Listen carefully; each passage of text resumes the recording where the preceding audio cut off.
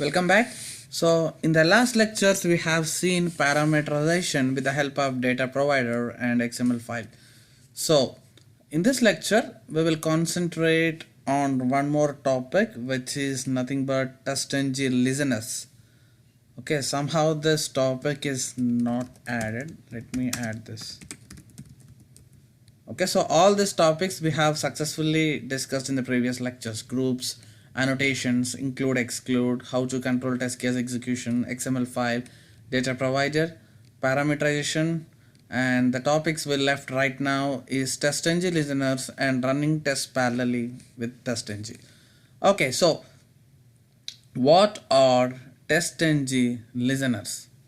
Okay, so the name itself says there are some listeners where it will activate after your test or before your test. Okay, so now for example, there is a scenario that you have to take a screenshot on every test failure. For example, if you are working on Selenium or Appium, mobile or web automation, so you are running your test. Suddenly at one particular page, test case got failed. Okay, so whenever it failed, you want to take a screenshot of it. So it's how do you write a code? Okay, you never know where it fails. So basically, once it fails, you have to take a screenshot. But while writing the code, you cannot write that step after each and every step, because you need the screenshot only when the test fails. So that means when the test case is failed, so testng have some intelligent mechanism with the help of listeners, so that it will reroute your execution to one specific block when test case is failed. Okay, so when it reroutes to some one specific block, in that block we will write screenshot code, so that whenever test case fails, it always go to that block and screenshot code will execute and screenshot will be captured. Okay, this is one example. Even with REST APIs, whenever you see the response code is not 200 or it could be any 404 and authorization, test script will fail. So at that time we will reroute our script to one block where we will write the code to print the logs. Okay, to print the complete response logs and print the response JSON, so that we need to understand where exactly script went wrong.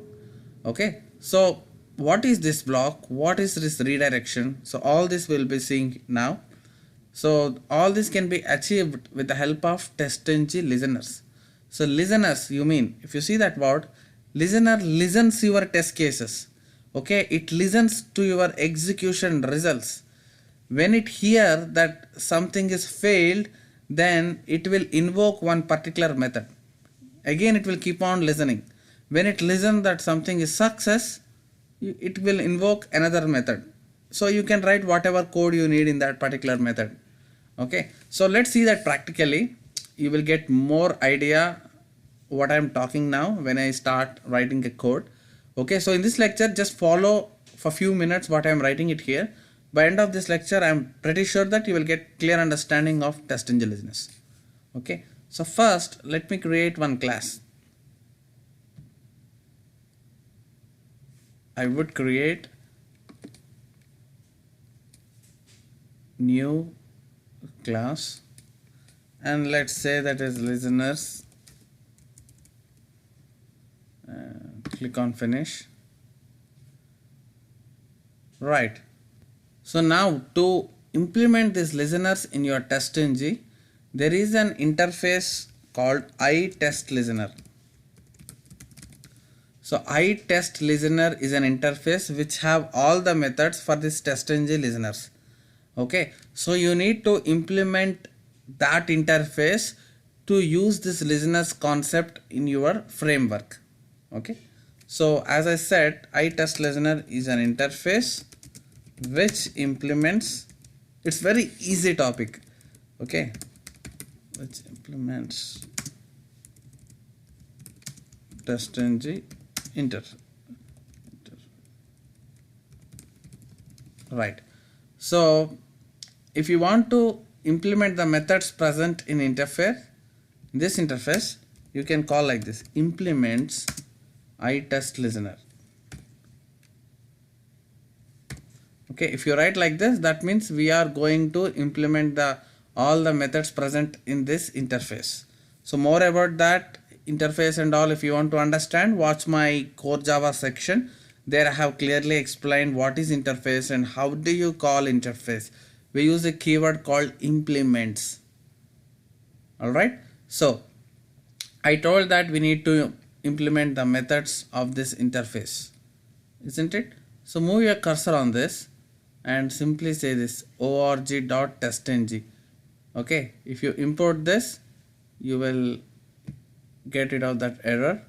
And again move your cursor on here and it says add unimplemented methods. So just click on this and you will get all the methods which testng exposes. So if you see here, I am telling that it will redirect to one block, right? One particular method. Okay, so when test fails, automatically the control of your execution comes into this block. Okay, if you read it here, on test failure, that means whenever test is failed, this class listens to all your test cases results, and whenever it listens that something is failed in your execution, quickly this method will be executed after your failure. Okay, that's why we say listeners. It listens to our test cases. That's all. Okay, if you don't write anything, nothing will happen. It will come here and simply close the code. If you write something here, after failure, the code, whatever you are writing inside it, will get executed. Now, see this, on test success. Okay, so that means it keep on listening to your execution results, and whenever it listens that script is passed, then after that script passed, this block will get executed. If you don't write anything, nothing. If you write something, that method will be printed after each and every test success. And this is like on test start. That means at the beginning of the test it executes. It's just like a before test. Okay, so this is how you have remaining methods, and you can just explore that. All these are self-explanatory, on start, on finish. Okay, so now right now all our test cases are passing, right? So whenever test case is passing, obviously it will come inside it after the test is completed. If it only success, okay, you might get doubt, okay, what is difference between after method and on test success? After method annotation also executes after each and every method, and you are saying that this method also execute, but what is the difference? The difference is that this method will only execute when the test is success. Okay, when test is success, then only it will come to this block. When test is failed, then it will come to this block. But after method annotation is something that will execute no matter if your test is passed or failed. Okay, so when you want to get a screenshot if test is failed, then go and write a screenshot code here.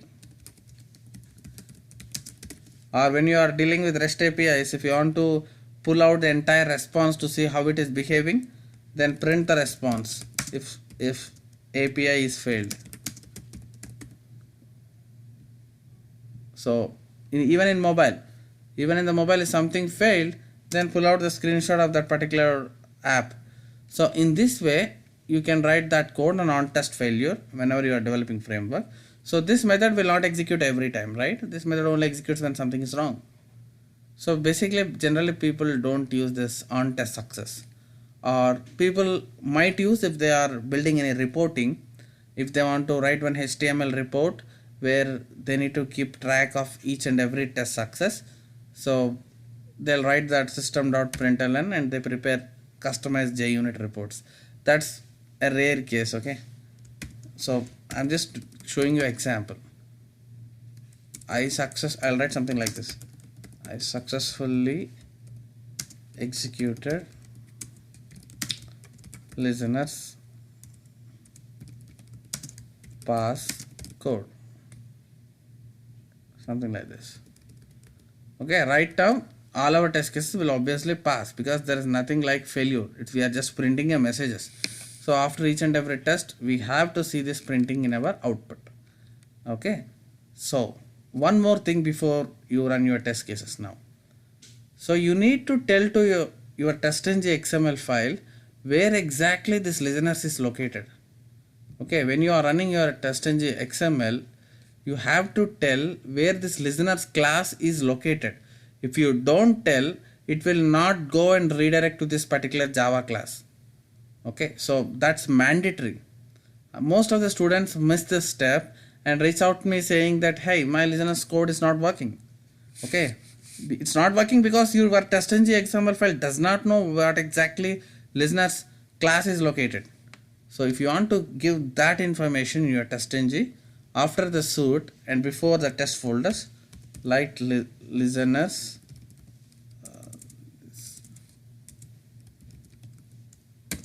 okay, and give the path here. Okay, in listener again you have to give listener. It's just like classes and class. Let's write in single line so we can avoid this.